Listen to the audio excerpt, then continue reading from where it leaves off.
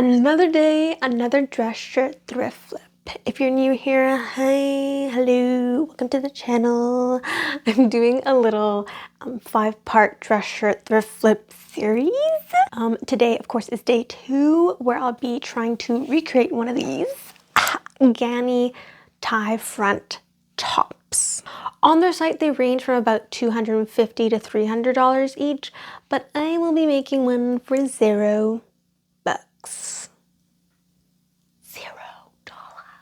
I picked out this top. It used to be my pop's, but he didn't take it with him. I think because there's like a yellow staining on the collar, which makes sense because who wants to wear a yellow stained shirt? Thankfully, I have scissors. So we're just gonna chop the collar right off. Before we do that though, let's thank today's sponsor. No one. I don't have a sponsor, but I would like one day. So help a girl out by subscribing, like and subscribe. And yeah, let's get into it.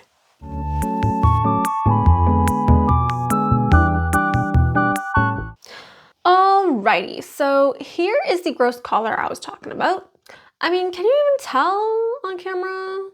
Not really, but in person it is quite gross. So I'm gonna go right ahead and just chippity chop it right off. I mean, you could unpick it off, but I like taking the easy way out of things, so cut we go. For my last thrift flip, I feel like I didn't try the shirt on enough times, so the pocket and front panel didn't quite seem to be in the right place.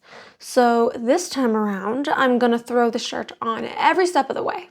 I want there to be a bit of a gap at the front. I think it just looks way cuter with the ties we're gonna add if there's some space there. So I'm gonna chippity chop the button panel and loop panel off. Throw this on. Okay, so next we gotta figure out how long we want it. Since there will be a ruffle bit at the bottom, I want the top section to end at the underboob. But I also want to keep this pocket where it is, so I'm gonna chop it about an inch under the pocket. To make sure it's an even cut, I measured from the armpit down on each side 5 inches, then cut. With the excess from the bottom piece, I'm gonna cut out 2 4-inch wide strips, which will end up being our ruffle panel. Straight stitch them together. Press that seam open and flat. You can use pinking shears here or serge these ends, but I know I'll never need to adjust this section, so I'm just gonna give it what I was always told to call it, a fashion seam, because it's quick and permanent, but after much Googling, I found that it's actually called a flat fell seam. This is when you trim one of these seam allowances in half, then wrap the longer side around it like this. Then just stitch it down flat. I realize it's a little hard to see with this confusing striped fabric I chose, but now that I know the Googleable word for it, you can always just look up how to do a flat fell seam.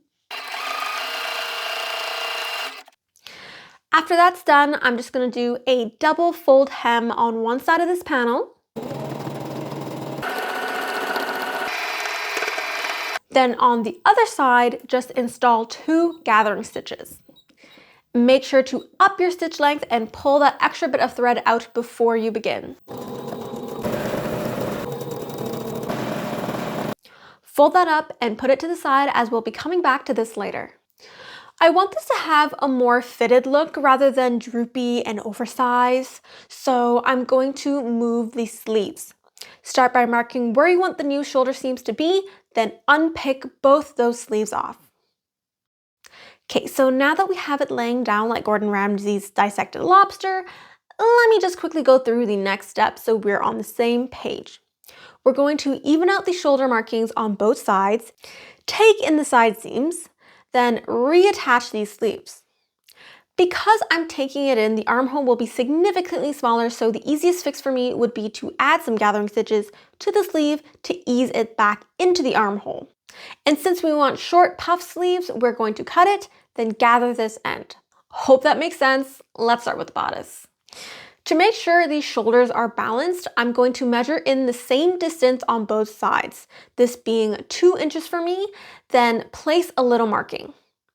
For the sides, I measured in 2.5 inches on the fold, drew a straight line, then cut. Turn it inside out and stitch the sides together, of course leaving space for the armhole. For the armhole, I cut a little slit at the shoulder marking, then tapered a cut from there to the side. If you don't trust your eyeball skills, use a curved ruler to mark it out first before slicing it up. Once you're satisfied with your shape and size of the bodice, it's time to move on to the sleeves. All I really know about puff sleeve patterns is that they should look something like this. So I'm just gonna guesstimate this whole thing. I marked 4 inches at the seam, then 10 inches at the top, drew out a curve, then cut following that line. Don't do like me. Definitely cut this bit with pinking shears or serge the raw ends before assembling this portion so you don't end up having to add bias binding later to all your fraying edges. Use the first sleeve you just cut out as a pattern for the second sleeve. And here we are. I'm going to go ahead and add the gathering stitches to the top and bottom of the sleeve, then install it off camera just to see if this even works. Ooh, look at that. It's literally perfect. It's giving Disney princess costume sleeve, and I'm so here for it. Let me show you how I did it.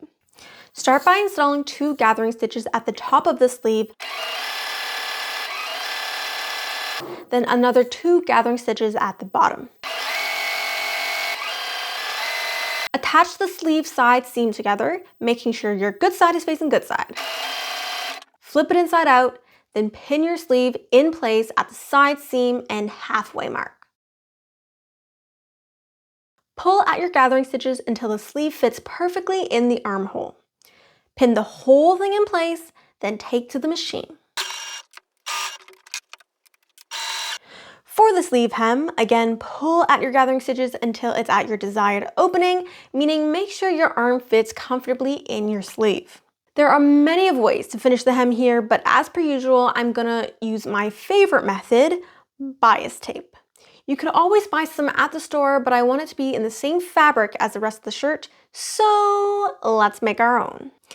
I grabbed the leftover piece of fabric, cut off the 2 panels at the end, then set them aside as I'll be using those later for the ties. Take the bigger panel and cut out 2 1.5 strips that we will be turning into bias tape, aka bias binding for our sleeve hem. Take a strip, fold and press it in half, then fold each corner into that middle marking and press. Then one more time, fold the whole thing together in half, then press it flat. Make sure to add that steam when pressing because you want it to be as flat as possible. Sandwich the sleeve hem in between the freshly made bias tape, then pin and stitch all the way around. Now back to the ruffles. Grab 1 thread from each gathering stitch, then gather away. Pull the fabric together until you get something like this.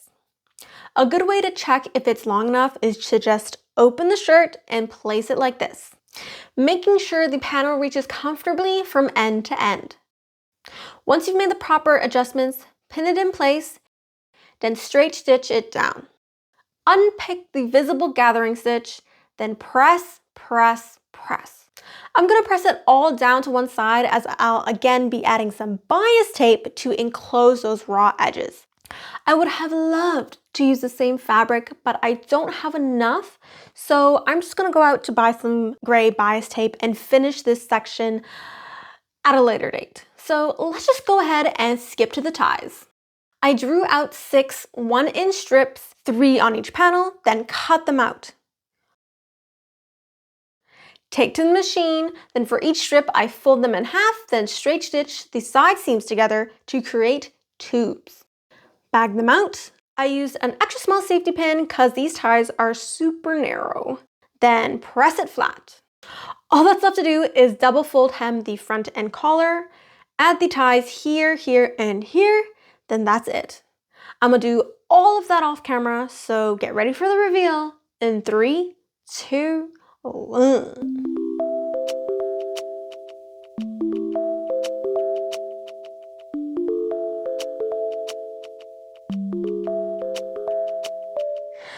give this flip an accuracy rating of 7 out of 10. It's clearly not the same as the original, but honestly, I feel like I was limited with the amount of fabric I had to work with.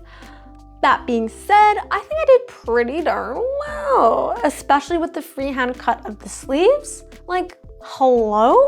Clearly I have some magic eyeballing skills.